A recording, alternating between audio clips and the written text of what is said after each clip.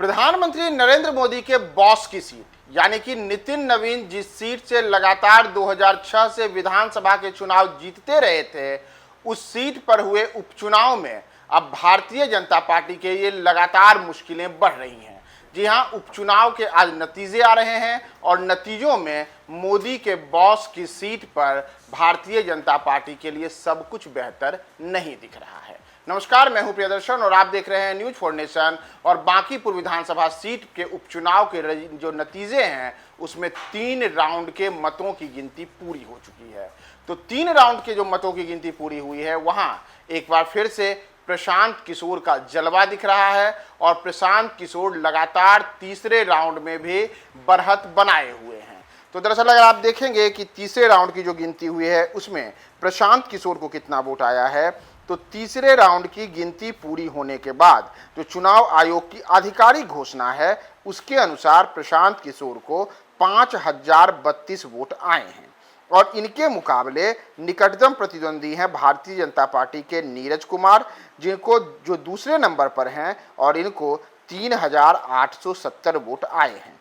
तो ऐसे में जहां प्रशांत किशोर ने 1162 वोटों की बढ़त हासिल की है, तो वहीं यह लगातार तीसरा राउंड है जब प्रशांत किशोर बढ़त बरकरार रखे हुए हैं। आपको याद होगा कि सुबह जब 8 बजे से मतगणना का दौर शुरू हुआ था तो उस समय से ही जब पहले राउंड की गिनती पूरी हुई तो उसके बाद भी प्रशांत किशोर ने बढ़त बरकरार रखी थी। और भारतीय जनता पार्टी का बिहार में जो विधानसभा क्षेत्र सबसे बड़ा गढ़ माना गया है, यानी कि बांकीपुर विधानसभा सीट, जहां वर्ष 1995 से लगातार भारतीय जनता पार्टी जीत हासिल करती रही है, तो 30 सालों के अभेद किले को भेदने का जो लगातार दावा प्रशांत किशोर चुनाव प्रचार के दौरान करते रहे, 30 जुलाई को जब मतदान हुआ तो उसके बाद भी उन्होंने मीडिया के सामने आके कहा था कि भारतीय जनता पार्टी कहती है कि हम किसी कुत्ते बिलाई को खड़ा कर देंगे और वह भी चुनाव जीत जाएगा, लेकिन जी नहीं, इस बार ऐसा नहीं होगा। तो पीके ने जो दावा किया था,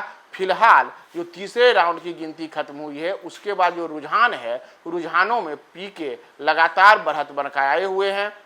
हालांकि यहाँ आपको कह दें कि यह भी जल्दबाजी होगी कि पीके ने कोई निर्णायक बढ़त हासिल की है, क्योंकि यह केवल 3 राउंड के मतों की गिनती हुई है और कुल 31 राउंड जो मतगणना है वह बांकीपुर विधानसभा क्षेत्र में होना है। तो अभी एक लंबे जो कह सकते हैं कि प्रक्रिया है वह काउंटिंग की शेष है।